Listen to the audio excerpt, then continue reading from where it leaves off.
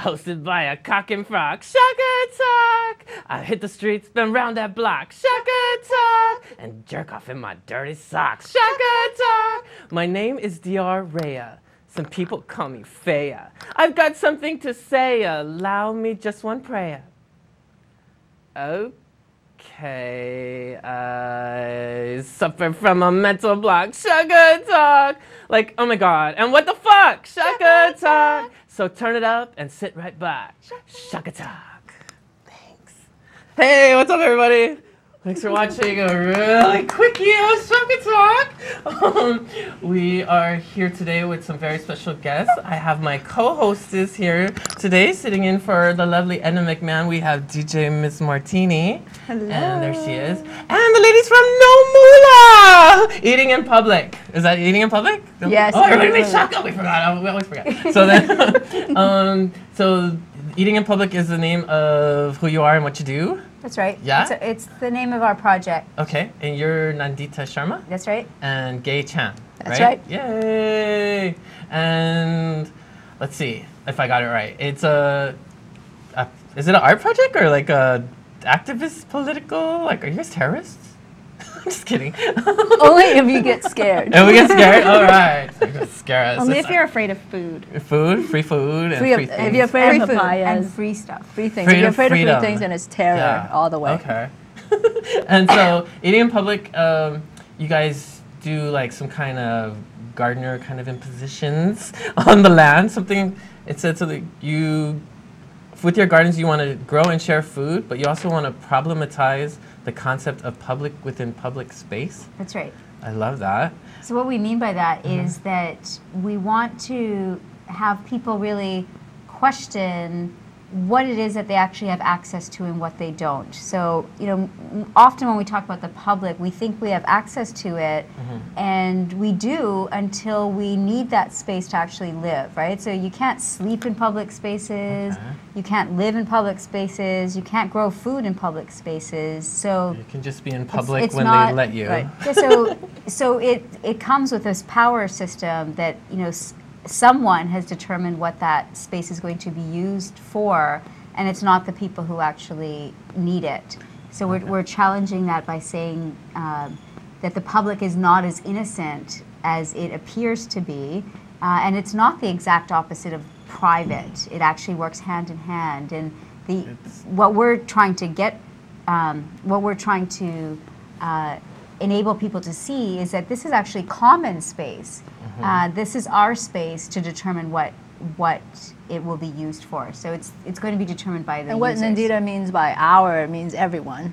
Instead of the public, which is just the people who have access to private space already. So they can do all the stuff that you can't do in public space at the private space. So if you don't have private space, then you are criminalized. Yeah. If you don't have your own place to be, Have sex, eat, cook, Grow food. then the public space is out of bounds. not really applying to you at that moment. Okay. So you're looking at trying to raise awareness on what public really means The dichotomy of to the to semantics. the general public. That's right. Okay. That it relies upon this, also the existence of a private property system. And both of them exclude large numbers of people who can't either afford private property and then who are criminalized if they try to access public property. Right. So the issue really is access. Right. Right. And Access, and who gets to determine what happens. how did you guys kind of? I know we didn't go over this correctly, but how are you guys like bringing up that issue? It's planting on public space. Yeah. Well, we've been being Eating in Public since 2003, and we've done 3 things so far. One is a free garden project, which is to plant food without permission on public land, and sometimes it turns out to be private and public at the same time. And the second thing we do is that we set up free stores, and then the most recent thing is that we've set up an anarchist recycling system. And all of these things we never ask permission, and the reason is because we don't want to recognize the state or anybody to have the authority to tell us what we can or can't do. So we just do it. And what have they told you? Have you encountered situations where you can't do what you think you? Well, the free garden that our first project was the free garden, and that was planting food without permission on land that was basically sitting there. We should show the first Yeah, growing, let's look at the pictures. sitting there growing grass and growing weeds. So we thought, there's a much better use of this space, which is to grow food. And we planted papayas. Next. We planted papaya plants in this neighborhood called Enchanted Lake in Kailua. It used to be, it is the site of Ka'elepulu Pond that was once a thriving fish pond. Okay. And water kind of aquaculture. Rice, taro. So very self-sustaining kind of. That's right, and the people that used that space determined what it was going to be used for, named it, and lived there without, depending upon others telling them what to do. So we wanted to remember that in our actions in planting papaya seeds, where once people were self-sufficient and self-governing. And in its place was, put up this. It's owned by Bishop Estates. It's owned by the Kamehameha Schools. And they developed it as a suburb and renamed it Enchanted Lake. Did they divert the water as well? They blocked a lot of the water. They dumped a lot of It's runoff. waste into the pond in order to basically create more land to build houses on and sell them for a lot of money. And it wasn't dredged properly, so that there's no proper flow. So the lake is quite Stagnant. Because it doesn't have smells, its natural course, that's its right. its natural ebb and flow of being able to fill Kind of held captive. naturally. And so the only people who have access to the lake is really the people that have property on It's the lake. actually a private lake.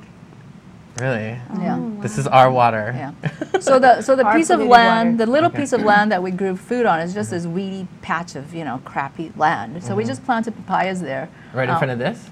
Yeah, right in front of this. Yeah, fence. so on the left picture is the sign put up by Kamehameha Schools or Bishop Estate, and then we put the sign on the right. We use this strategy in art called agitprop, which is to use exactly the same aesthetics as the rulers, and then we just make fun of them by saying the thing that they wouldn't say. So it's signed the Diggers.